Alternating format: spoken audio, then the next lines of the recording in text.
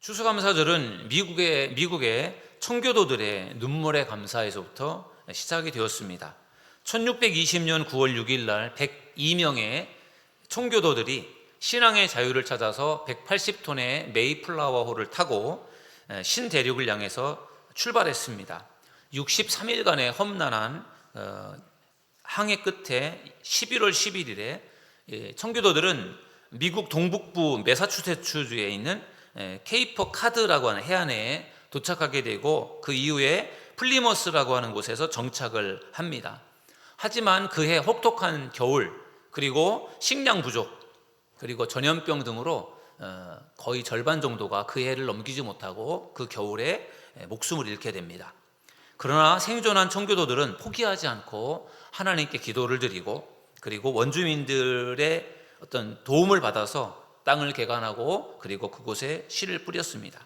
그 결과 그해 가을에 옥수수, 감자와 같은 그러한 곡식들을 기대 이상으로 수확하게 되었고, 이에 청교도들은 하나님께 감사하는 마음으로 그 원주민 인디언들을 초청을 해서 같이 잔치를 벌였습니다. 그것이 바로 추수감사절의 시작이었습니다. 신대륙에 도착한 이후 3년이 지났을 때 1623년 매사추세츠 주지사 윌리엄 브래드포드는 추수감사절을 공식적으로 선언했습니다. 1789년에 미국 초대 대통령 조지 워싱턴은 11월 26일을 추수감사절로 선포했고 온 국민이 이날을 지키도록 했습니다. 1863년에는 16대 대통령 링컨 대통령이 추수감사절을 국경일로 제정했습니다. 우리나라는 언제부터 추수감사절을 지키게 되었는가 하면요, 1914년부터 추수감사절을 지키게 되었고, 오늘날 대부분의 한국 교회들은 우리와 같이 11월 셋째 주일에 추수감사절을 지키고 있습니다. 미국은 11월 넷째 주 목요일 날을 추수감사절로 지키거든요. 국경일이기 때문에 공휴일이에요. 우리는 11월 셋째 주일을 추수감사절로 지키는데, 오늘날 또 많은 한국 교회들은 11월 첫째 주일을 추수감사절로 지키는 그런 약간의 변화들이 일어나고 있습니다. 아무튼 우리 교회는 전통적으로 우리 한국 교회가 지켰던 11월 셋째 주일을 오늘 추수감사절로 지키는데, 오늘 추수감사절에 함께 모여 예배하는 여러분 모두에게 하나님의 풍성한 은혜가 함께하기를 주님의 이름으로 축원합니다. 계속해서 감사의 달 11월 달에 감사에 관한 말씀을 나눴는데, 오늘이 거의 하이라이트라고 할 수 있겠습니다. 감사의 축복이라는 제목을 가지고 같이 말씀을 나누어 보도록 하겠습니다. 그럼 우리가 감사의 삶을 살아가면 하나님께서 우리에게 어떤 복을 주실까? 감사가 왜 중요한가 하면은 감사할 때 하나님께서 주시는 복이 있거든요. 그 복이 무엇인가를 오늘 같이 여러분들과 나눠보도록 하겠습니다. 첫 번째는 감사할 때 행복해진다는 것입니다. 저를 따라하겠습니다. 감사할 때 행복해진다. 유대인들이 즐겨보는 탈무드라는 책이 있습니다. 성경 다음으로 많이 본다고 하는데요, 그 탈무드에 이런 말이 있습니다. 세상에서 가장 지혜로운 사람은 배우는 사람이고, 세상에서 가장 행복한 사람은 감사하며 사는 사람이다. 배우는 사람이 지혜로운 사람인 것처럼 감사하는 사람이 행복하다라는 거예요. 여러분, 감사하면서 사는 사람은 그렇지 못한 사람보다 건강하고 행복하다고 합니다.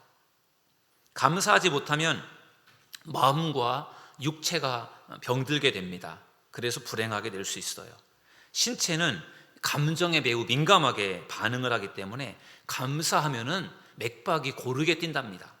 그리고 위장의 활동도 원만하게 이루어진다고 해요. 그래서 소화도 잘 되고 기분도 상쾌해지고, 그래서 감사하면 몸의 컨디션이 좋아서 건강하게 되고, 그래서 행복하다는 거예요. 반면에 불평을 하게 되면 어떤 일이 벌어지느냐, 혈액순환을 방해한답니다. 맥박이 급하게 뛰고, 그리고 위장 운동도 정지시켜서 뱃속에 들어오는 음식물들을 소화를 잘 못해내기 때문에 그 건강에 어려움이 생길 수 있다는 거예요. 그러니까 결국은 감사하는 사람이 건강하고 행복한 것이고, 감사하지 못하고 불평하면 건강도 좋지 않고 그리고 행복하지도 못하다라는 그런 이야기입니다. 그러므로 우리가 많은 것을 가지고 있지 않아도, 우리의 삶의 환경이 비록 좋지 않다고 할지라도 그런 여러 가지 조건에 상관없이 감사하면서 살아간다면 분명히 행복한 인생이 될 줄로 믿습니다. 매년 유엔이 정한 세계 행복의 날에 세계 행복 지수를 조사합니다. 전문가들이 143개국을 대상으로 국민들의 응답을 바탕으로 해서 국가별로 행복 지수를 순위를 정했는데 1위가 핀란드로 나왔어요. 핀란드. 북유럽이라고 할까? 북유럽 쪽에 있는 그 핀란드 나라가 연속 7년 동안을 행복지수 1등을 하고 있습니다. 미국은 23위이고 우리나라는 52위를 기록했습니다. 아프가니스탄이 143위로 꼴등을 했습니다. 이것은 국민들이 느끼는 행복지수예요. 나는 행복하다, 나는 불행하다, 이 느끼는 것들을 국민들의 어떤 조사를 통해서 이것을 이제 행복지수를 해마다 정하는데, 어떤 사람이 24년도 1등을 한 핀란드와 우리나라 52위를 한 우리나라를 이렇게 비교해 놓았습니다. 핀란드는 그 GNP 국민 생산이 5만 불이 넘는 나라예요. 우리나라는 3만 2천 불 정도가 되는 것 같아요. 근데 아무튼 잘 사는 나라이기도 하지만 우리나라보다 왜 그들이 행복지수가 높을까? 우리나라와 왜 그렇게 행복지수가 많이 차이 날까를 분석해낸 자료를 보니까 행복지수를 점수를 이렇게 계산을 할 때 몇 가지 항목이 있어요. 그 항목에 대해서 우리나라와 핀란드를 이렇게 비교해 본다면은 사회적 지원에 대한 만족도, 사회적으로 많은 지원, 아무래도 거기는 우리보다 더 선진국 잘 사니까 사회적인 지원 제도가 잘 되어 있겠죠. 그래서 그 사회적 지원에 대한 만족도가 핀란드가 높아요, 우리보다. 우리는 그거보다 낮으니까 그것에서 뭔가 행복에 대한 느낌이 좀 다른 것 같고요. 그 다음에 핀란드는 개인의 자유와 자율성이 굉장히 높은 나라예요. 그러다 보니까 우리나라보다 삶의 선택에 대한 자유 항목도 점수가 높습니다. 굉장히 그들이 뭔가 자율적으로 살아가는 그런 자유에 대한 그런 자유로운 마음이 더 많아요. 그러니까 그런 속에서 더 행복을 느끼는 것 같아요. 관대함에 있어서도 기부를 하고 돕는 그러한 면에서도 우리나라보다 핀란드가 높고, 그 다음에 정부에 대한 신뢰도도 상당히 높습니다. 참고로 핀란드는 세계에서 가장 부패가 적은 나라라고 합니다. 그러니까 부패가 적다 보니까 정부에 대한 어떤 불신도 적고 신뢰가 많은 거죠. 근데 우리나라 국민들은 정부에 대한 불신이 많지 않습니까? 잘한다 못한다 불평 불만이 우리에게는 있잖아요. 그러다 보니까 정부가 하는 일들에 대해서 우리가 불만이 있고 불평을 하다 보면 그것에 대한 그러니까 만족도가 떨어지고 어떤 행복을 느끼지 못하게 되고, 이런 것들 때문에 아마 핀란드가 행복지수가 1등인 것에 반해서 우리가 52등으로 이렇게 나오지 않았나 그런 생각을 해보았습니다. 왜 이렇게 핀란드와 우리나라가 이렇게 많이 차이가 날까? 아마도 그것은 국가에 대한 신뢰에 대한 문제가 굉장히 중요한 역할을 하는 것 같고요. 또 한편으로는 어떤 감사에 대한 마인드 같아요. 정말 신뢰하고 그리고 감사하고 불평하지 않고 감사하면서 이렇게 살아가면 더 많은 행복을 느끼는 것 같습니다. 그래서 핀란드 국민들이 행복지수가 높은 것 같아요. 저는 이걸 보면서 정말 상황과 형편이 힘들어도 마음속에 감사하면서 살아가는 것이 중요하겠다, 그런 생각을 해보았습니다. 감사를 영어로 땡크라고 말하죠. 땡크라고 말하는데, 이 땡크라고 하는 영어 말의 어원은 think에서 나왔다고 해요. think 비슷하잖아요.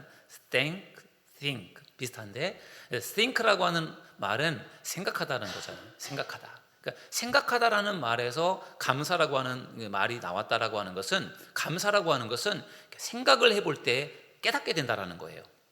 여러분, 우리에게 정말 감사한 일이 생겼습니다. 우리 정말 사랑하는 자녀가 원하는 대학에 갔어요. 합격을 했어요. 너무 감사한 일이잖아요. 그렇게 정말 당장에 감사할 수밖에 없는 그런 상황이 확 주어졌을 때는 우리가 감사하지만, 그렇지 않은 경우에는 사실 감사하지 못할 때가 참 많아요. 그러니까 오늘 내가 감사한 일이 뭐가 있을까를 찾아보고 생각을 해보면 그것 오늘 또 감사하구나, 이렇게 우리가 깨닫게 되는데, 감사한 일이 뭐가 있는지를 찾아보지 않다 보면은 감사한 일도 모르고 그렇게 지날 때가 참 많습니다. 그런 점에서 감사가 생각하는 것에서 나온다라는 것을 우리가 기억하면 좋겠습니다. 생각을 해봐야 감사한 일을 깨닫게 된다는 것입니다. 50일 동안 감사일기를 썼습니다. 쓰신 분들은 정말 매일매일 감사가 넘치는 은혜를 경험했을 거예요. 써보지 않으신 분들은 그 은혜를 느끼지 못하셔서 좀 안타까운데, 아무튼 감사일기를 저도 50일 동안 꼬박 썼는데, 감사일기를 쓰다 보니까 무슨 어떤 현상이 벌어지는가 하면은, 오늘은 감사한 일이 뭐지? 이렇게 생각하게 되는 거죠. 또 한 가지도 아니고 세 가지를 찾아야 되잖아요. 오늘 감사한 일이 뭐였더라 이렇게 생각해 보면은 감사한 일이 있어요, 신기하게도. 그리고 없어도 찾아보면은 감사할 게 꼭 있더라고요.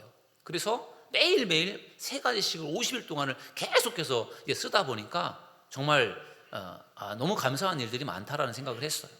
감사한 일이 뭔가를 곰곰이 생각해보고 찾아보면서 감사하구나 이렇게 이제 감사의 사람이 되는 것 같아요. 감사한 게 뭐가 있는지도 모르고 그냥 정신없이 살다 보면은 뭐가 감사한지도 모르고 인생이 훅 지나가 버리는 그러한 인생이 되기보다는 매일매일 나의 삶을 돌아보면서 오늘은 뭐가 감사했지 이렇게 찾아보시면서 자신을 돌아보고 감사한 일을 찾아볼 때 그 사람이 감사를 느낄 수 있고 그 사람이 감사의 사람으로 성장하게 될 줄로 믿습니다. 그러면서 감사하니까 행복해지는 거예요. 제가 감사일기를 쓰라고 했더니 어떤 사람이 감사일기를 어떻게 쓰는 거예요? 라고 물어보시더라고요. 뭘 감사하다고 써야 되나요? 이렇게 물어봐요. 그래서 제가 감사일기를 쓴 것을 하나를 소개를 해드려야 되겠다, 그런 생각이 들었습니다. 제가 지난 화요일 날 세인천지방 교육자회가 있었는데, 그날 화요일 날 제가 감사일기에 쓴 세 가지 감사를 여러분들에게 잠깐 소개를 해드리겠습니다. 이렇게 썼습니다. 세인천지방 교육자회에 참석하여 우리 교회가 후원하는 세계나의 교회의 부흥 소식을 듣게 되어서 감사했다. 우리 교회가 세계나의 교회 개척 때부터 이렇게 도움을 주고 있는데, 그 교회가 열심히 목회하면서 교회가 성장이 되고 있다는 소식을 들어서 너무 그게 감사했어요. 두 번째는 미국에서 목회하는 사촌 형님을 만나서 함께 식사하고 차를 마시면서 교제하는 시간을 갖게 되어 감사했다.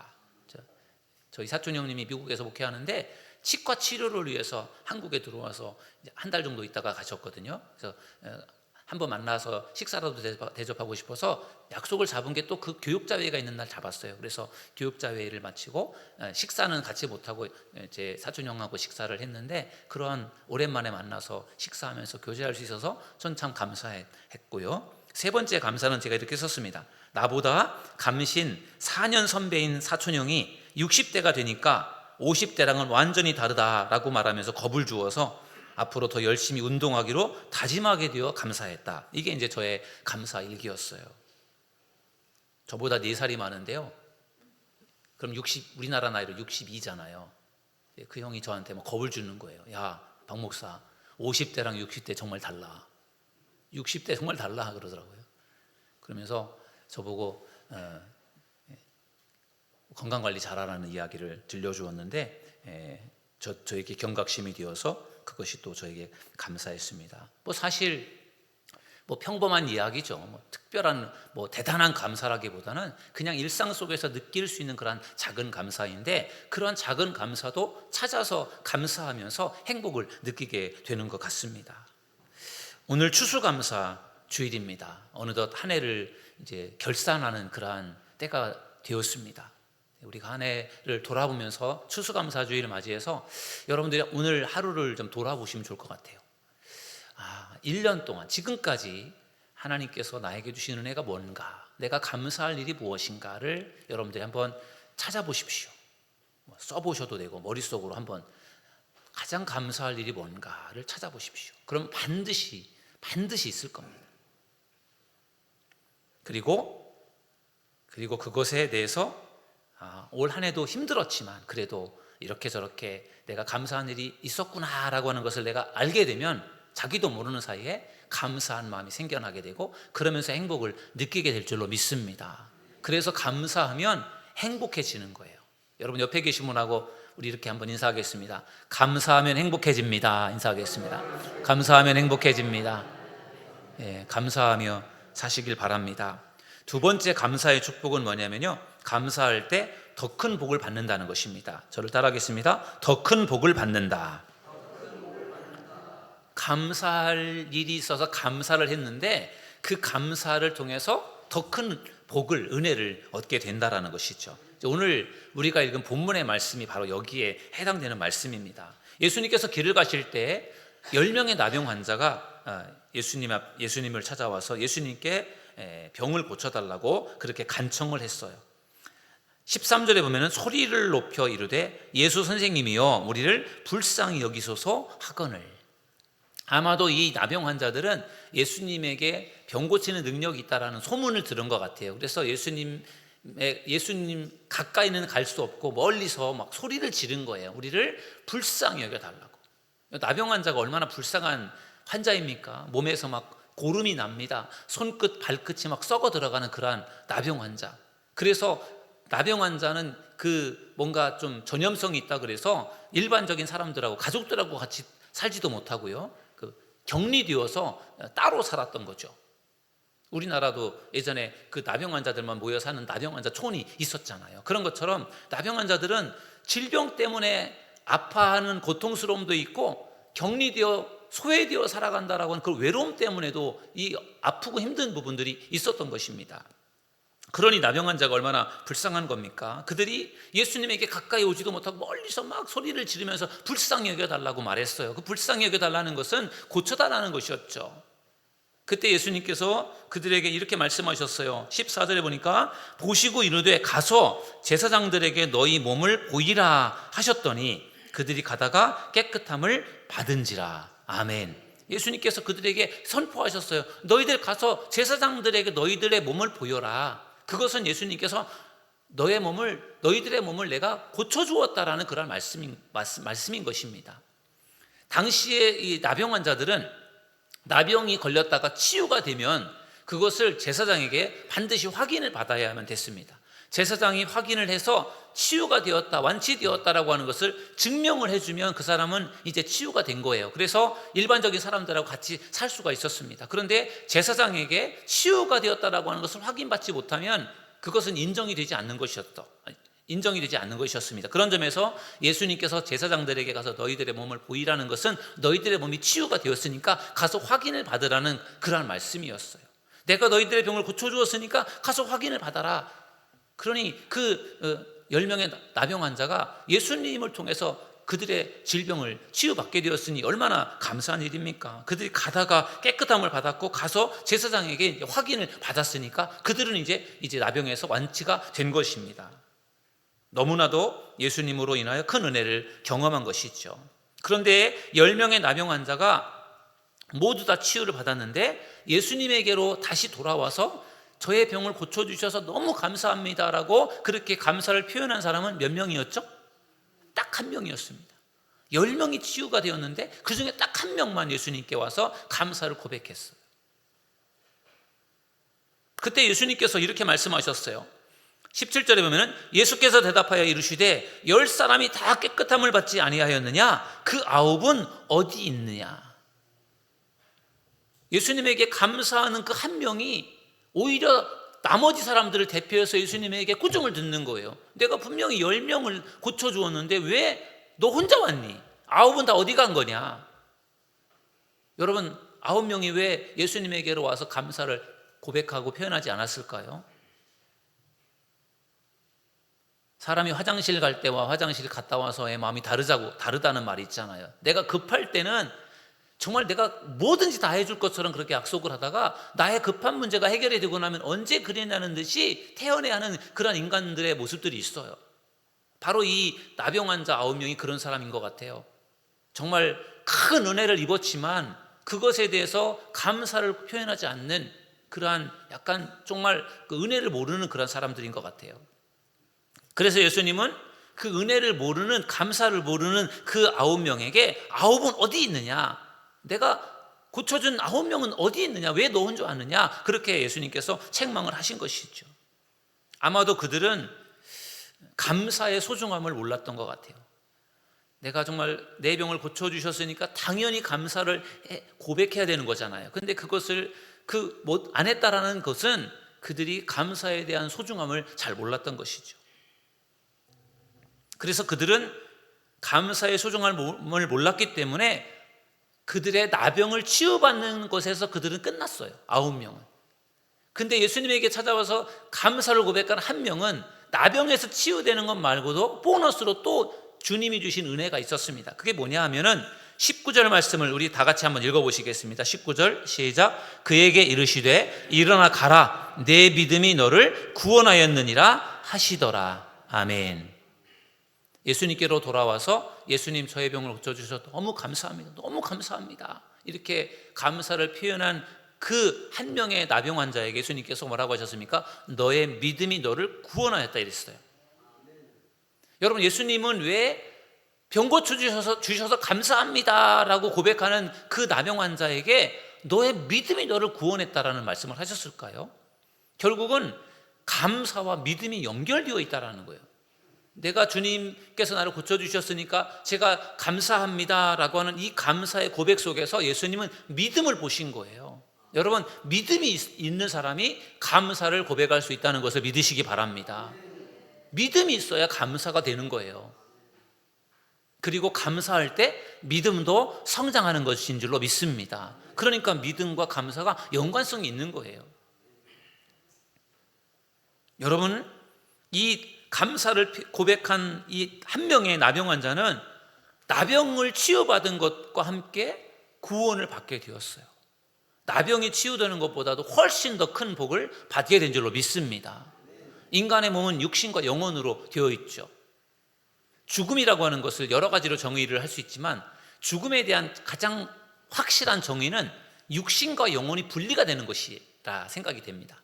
우리가 살아있는 동안에는 육신과 영혼이 같이 있잖아요. 같이 있단 말이에요. 그러다가 죽음이라고 하는 것이 우리에게 오면 이것이 두 개가 분리가 됩니다. 그래서 육신은 그냥 죽은 모습으로 땅에 남겨지고 영혼은 이 땅에서 분리되어 이제 하나님의 심판대로 가는 것이죠. 그리고 하나님 앞에서 천국과 지옥으로 판결을 받아 천국과 지옥으로 가는 것이죠. 천국은 하나님이 계신 곳, 영원히 하나님과 행복하게 기쁘게 사는 것이 천국이고, 지옥은 마귀가 사탄이 있는 곳이고 거기는 늘 고통스럽고 괴로운 곳이, 그리고 영원히 괴롭게 살아가는 것이 지옥이잖아요. 천국과 지옥 너무나도 다른 곳. 이 한 명의 나병 환자는 예수님께로 찾아와서 예수님 정말로 저의 병을 고쳐주셔서 감사합니다 이렇게 감사를 고백할 때 그는 그의 영혼이 구원받아 천국에 가는 놀라운 복을 받게 된 줄로 믿습니다. 육신은 나병에서 치유가 되어서도 시간이 지나면 육신은 결국은 또 죽을 수밖에 없지 않습니까? 그러나 영혼은 죽지 않고 영원히 사는데, 감사를 고백한 이 한 명의 나병 환자에게 예수님께서 너의 믿음이 너를 구원했다라고 예수님께서 선포하시는 것을 볼 때 그는 감사를 고백해서요 너무나도 귀한 복을 받게 된 줄로 믿습니다.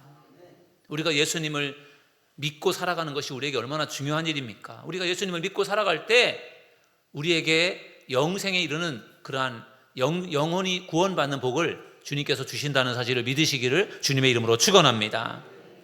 그래서 감사를 표현하는 것이 중요하다는 것입니다. 감사를 고백하고 표현했던 한 명의 나병 환자처럼 우리도 감사한 일을 경험할 때 그 감사를 고백함으로 더 큰 하나님의 은혜와 감사를 경험하는 저와 여러분 모두가 되기를 주님의 이름으로 축원합니다. 마지막 세 번째 감사할 때 주시는 복은 뭐냐면요, 기적이 일어난다는 것입니다. 저를 따라하겠습니다. 감사할 때 기적이 일어난다. 여러분, 감사가 참 다양한데 진짜 감사는 뭐냐면요, 내가 감사할 만한 조건이 주어지지 않았음에도 불구하고 감사하는 게 진짜 큰 감사예요. 내가 좋은 직장에 취업을 해서, 내가 좋은 학교에 합격을 해서, 나의 자녀들이 좋은 배우자를 만나서 감사하는 것은 그것은 당연한 감사죠.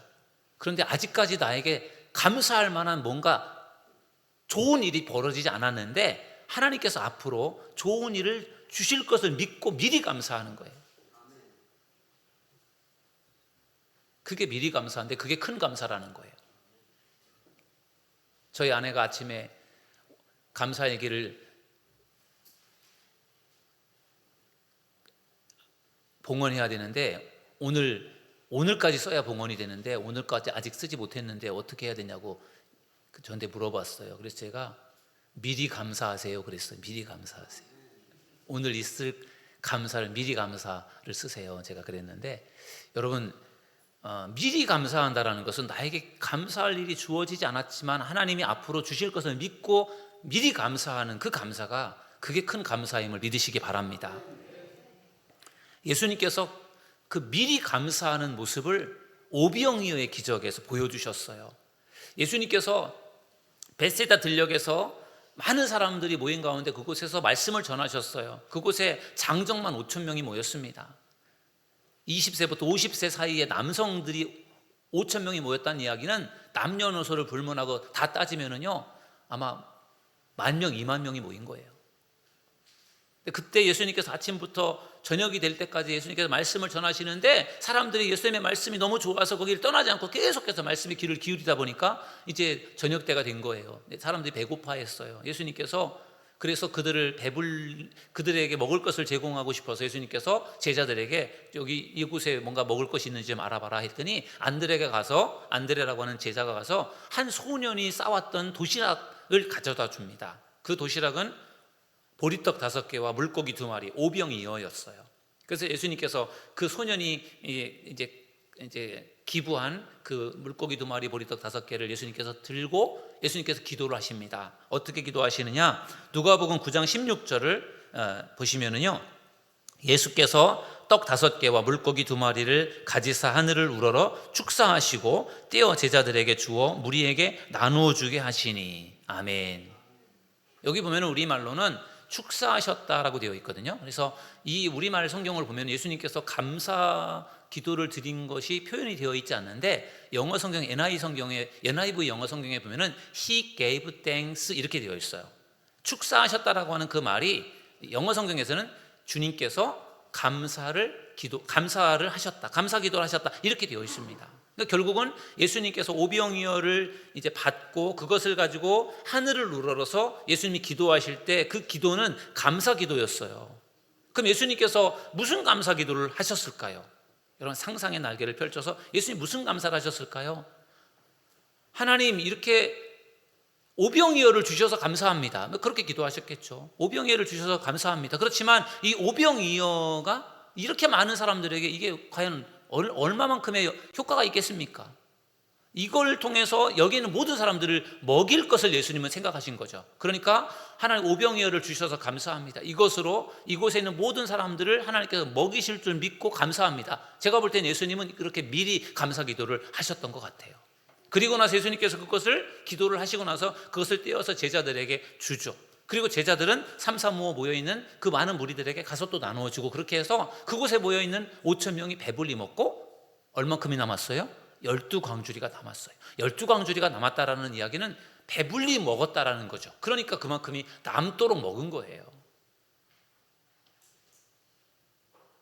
예수님께서 미리 감사하며 기도할 때 놀라운 기적이 일어나게 된 줄로 믿습니다.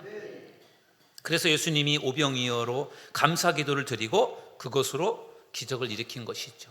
예수님의 기도는 하나님 이곳으로 기적을 일으켜서 이곳에 있는 모든 사람들을 먹이게 하시옵소서라는 그런 기도보다는 이곳에 있는 모든 사람들을 배불리 먹이실 그것을 미리 믿고 감사를 드린 것이죠.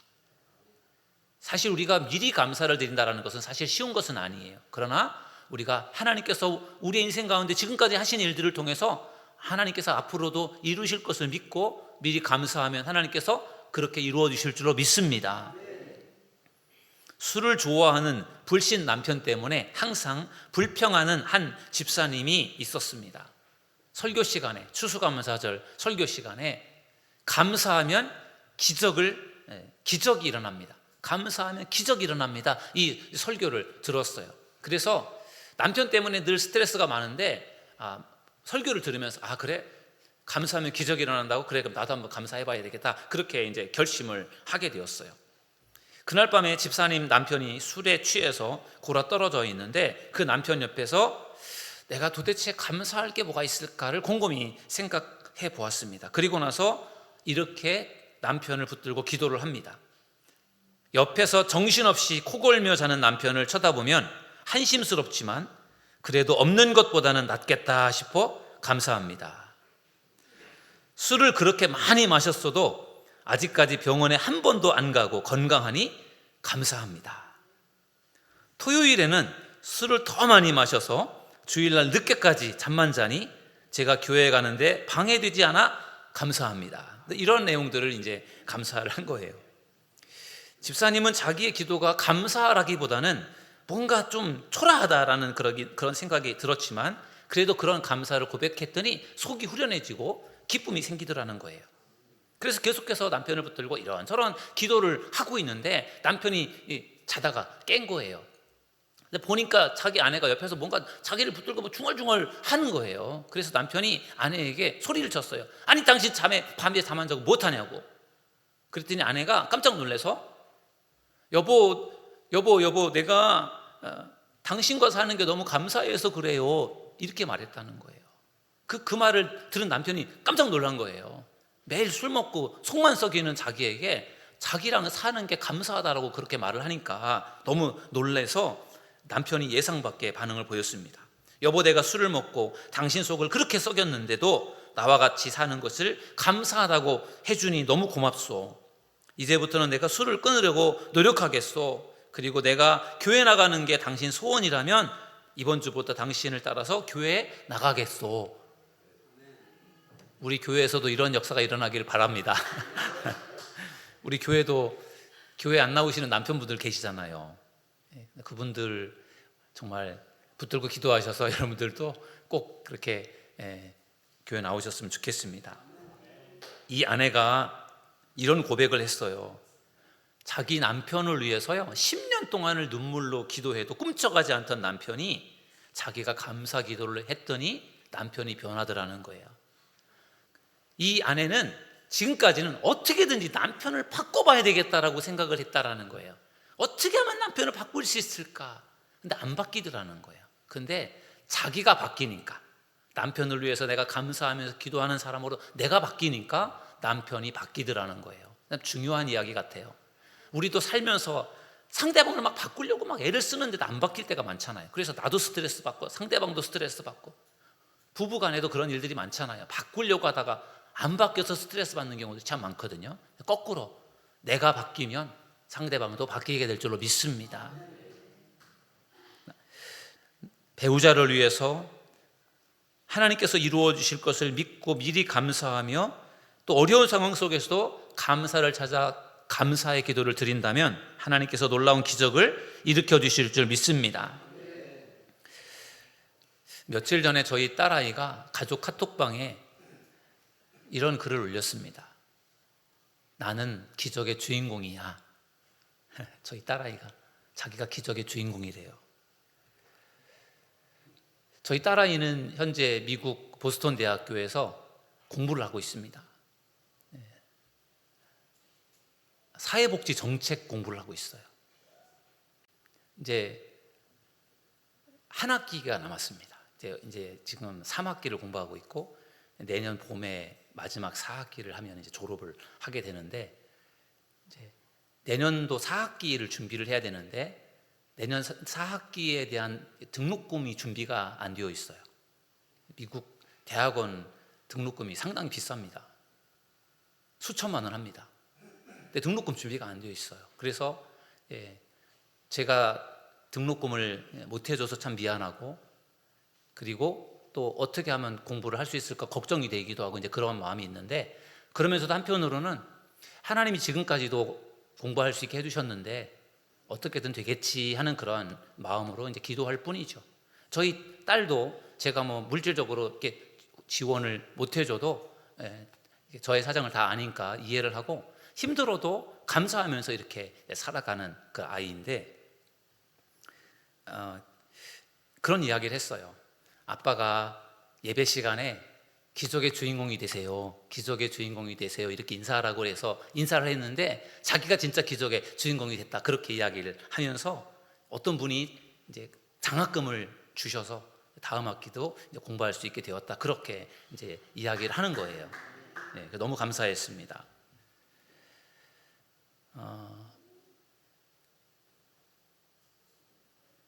저희 딸아이가 자기가 기적의 주인공이다 그렇게 말하는데, 학교를 공부하면서 학교를 잘 졸업하는 것도 이제 제가 볼 때는 정말 기적적으로 공부를 하고 있는 것 같아요. 근데 앞으로도 또 기적이 필요해요.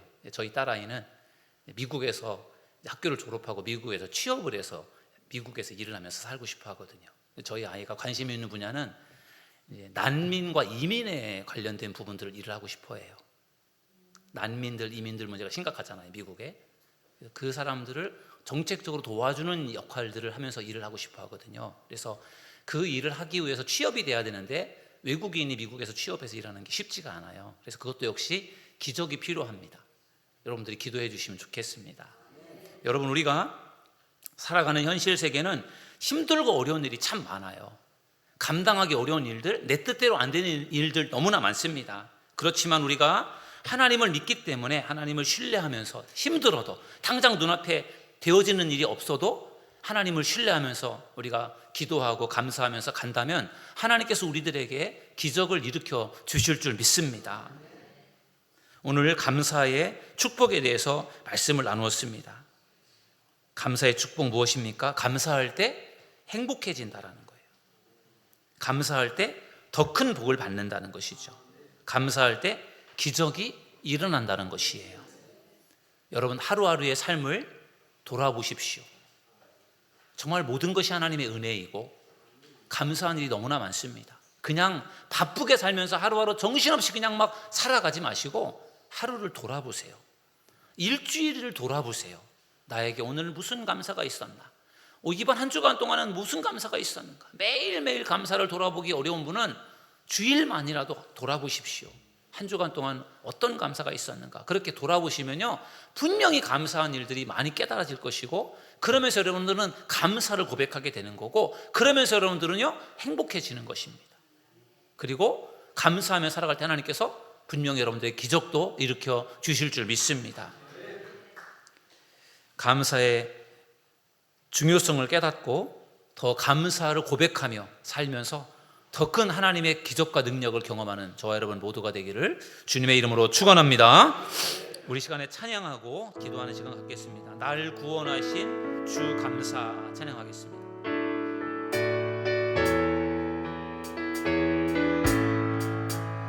날 구원하신 주 감사, 모든 것 주신 지난 추억이 내 감사, 지난 추억이 내 주내 곁에 계시네, 주내 곁에 계신 향기로운 공철에, 향기로운 공철에 감사, 외로운 가을 날 감사, 사라진 눈물도 감사, 사라진 눈물도 감사, 나의 영혼 응답하신 기도 감사, 응답하신 기도, 거절하신 것 감사, 거절하신 것 감사, 헤쳐나온 헤쳐나온 풍랑, 모든 것 채우시네, 모든 것 채우시네, 아픔과 기쁨도 감사, 아픔과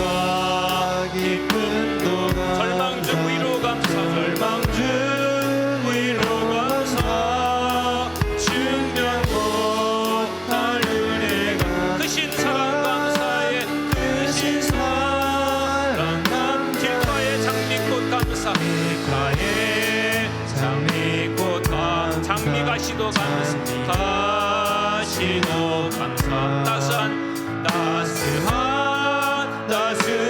가서 희망 주신 것, 기쁨과 슬픔도 감사, 하늘 평안을 감사, 내일의 희망을 영원토록 감사해, 토록 감사해. 말씀을 생각하면서 기도하십시다. 여러분은 과연 매일 감사의 삶을 살고 계십니까? 감사하지 않고 불평하며 살고 있지는 않습니까? 우리를 구원해 주신 하나님의 은혜가 감사하지 않습니까? 매일매일 생명 주시고 건강 주시는 은혜가 감사하지 않습니까? 올 한 해 동안 베풀어 주신 은혜를 이 시간 생각하면서 감사에 되는 사람이 되기 위해서 감사의 복을 받게 해달라고 우리 주여 한번 부르짖고 통성으로 기도하겠습니다. 주여, 주여, 주여, 주여, 주여. 감사의 사람이 되기를 원합니다. 매일매일 주님의 은혜가 알며 살아갈 수 없는 저희들 늘 주님의 은혜에 감사하기 원합니다. 우리를 구원해 주신 주님 감사합니다. 저희들을 살려주시니 감사합니다. 우리에게 건강을 주심을 감사합니다. 늘 주님의 은혜 가운데 살게 하심을 감사합니다. 우리의 간절한 기도를 응답해 주신 하나님 감사합니다. 날마다 감사가 넘치는 삶을 살아갈 수 있도록 주여 축복하여 주시기를 원합니다. 하나님 우리에게 응답하여 주신 것 너무 감사드립니다. 지금까지 우리들의 삶을 지켜주시고 인도해주신 하나님 감사합니다. 날마다 우리의 삶을 돌아보며 감사하게 하시고 더욱더 감사가 넘치는 삶이 되기를 원합니다. 감사함으로 행복을 느끼며 살게 하여 주시고 우리가 하루하루 순간순간 숨쉬며 살아갈 수 있다는 것만으로 감사하며 하나님 저희를 기뻐하며 살아갈 수 있도록 역사해 주시기를 원합니다. 감사함을 통하여 기적의 주인공이 되기를 원합니다. 늘 감사가 넘치는 우리들의 삶이 될 수 있도록 하나님께서 역사하시고 축복해 주시기를 원합니다. 성령님 이 시간 함께하여 주옵소서. 충만한 은혜로 채워주시옵소서. 우리 주 예수님의 이름으로 기도합니다. 아멘. 하나님, 우리가 가만히 우리의 삶을 돌아볼 때 너무나 하나님의 은혜가 놀랍습니다. 올 한 해도 돌아보니 힘들고 어려운 일들도 많았지만 하나님의 은혜도 많았던 것을 깨닫게 됩니다. 하나님, 우리가 정말 감사의 사람이 되길 원합니다. 매일매일 건강 주시고 생명 주시고 우리를 구원해 주신 하나님의 은혜를 늘 생각하며 감사하며 살아가는 저희들 모두가 될 수 있도록 축복해 주시고 감사하면서 더 놀라운 감사를 경험하며 기적을 경험하는 우리 모두가 되게 하여 주시옵소서. 우리 구주 예수님의 이름으로 감사하며 기도하옵나이다. 아멘.